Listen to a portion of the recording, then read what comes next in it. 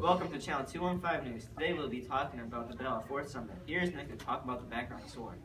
On December 20th of last year, Abraham Lincoln's victory in the presidential election of 1860 was a huge win for the North.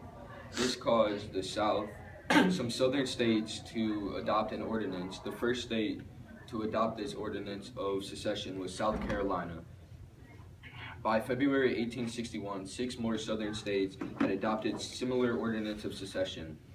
On February 7th, the 7 states adopted a provisional constitution for the Confederate States of America. This all led up to the first battle of the Civil War, which was called the Battle of Fort Sumter. Robbie will explain the battle. On Thursday, April 11th, Confederate Brigadier General P.G.T. Beauregard dispatched aides to Major Anderson to demand the fort surrender. Anderson refused. The next morning at 4:30 a.m., Confederate batteries opened fire on Fort Sumter and continued for 34 hours. The Civil War had begun. Anderson did not return fire for the first 2 hours.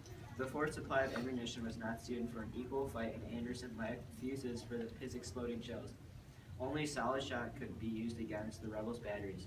At about 7 a.m., Union Captain Abner Doubleday, the fort's second command, was afforded the honor of firing the first shot in defense of the fort.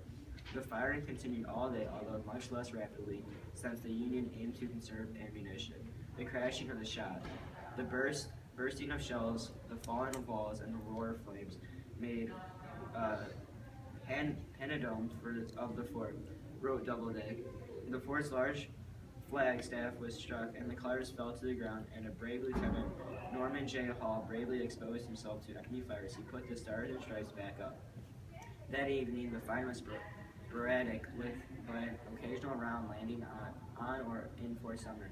On Saturday, April 13th, Anderson surrendered the fort. Incredibly, no soldiers were killed in battle. The generous terms of surrender, however, allowed Anderson to perform a 100-gun salute before he and his men evacuated the fort the next day. The salute began at 2 p.m. on April 14th, but was cut short to 50 guns after an accidental explosion killed one of the gunners and mortally wounded another.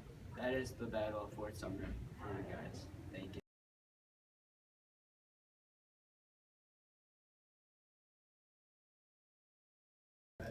Welcome to 215 News. This is an interview by Cyrus and I'm interviewing Jefferson Davis. Okay, sir. How does it feel to be known as one of the biggest causes to the Confederacy's weakness? I don't believe it's my fault. I believe the problem lies with my men. Their morale is really low. They're not fighting like they should. When captured in 1865 for treason, what was going through your mind? I've never committed treason. These are false accusations. I'm only doing what I think is right for my country. What sparked the thought for you to write The Rise and Fall of the Confederate Government? I wrote that book to really explain my thoughts on how I ran the government and how I believe things should be ran. And last question, for what reason did you start telling Southerners to be loyal to the Union? I believe that people should get to choose their own path, and they shouldn't have to follow what one man believes. They should get to do what they want. All right then. And that was Channel 215 News.